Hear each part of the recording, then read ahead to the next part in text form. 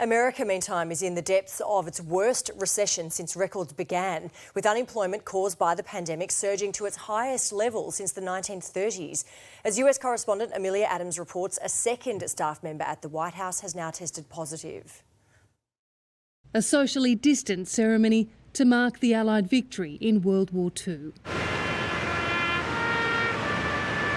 Today's enemy is invisible and has now infiltrated the president's inner circle. Katie Miller, the Vice President's press secretary, testing positive for coronavirus. Her husband is President Trump's senior advisor.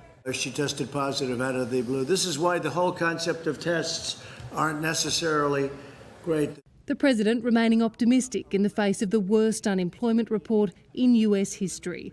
20.5 million jobs were lost in April. The US unemployment rate is now 14.7%, its highest since the Great Depression. The hope is that many of the job losses will be temporary. I call it transition to greatness. We're going to do something very fast and we're going to have a phenomenal year next year. And today, several states began to unwind restrictions. In Los Angeles, curbside pickup for some retailers, a small but significant step.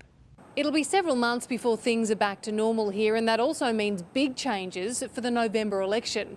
For the first time in California's history, the state's 20 million voters will be sent ballots and asked to elect the next president by mail. And from the man who hopes to keep the job, this message for American mums.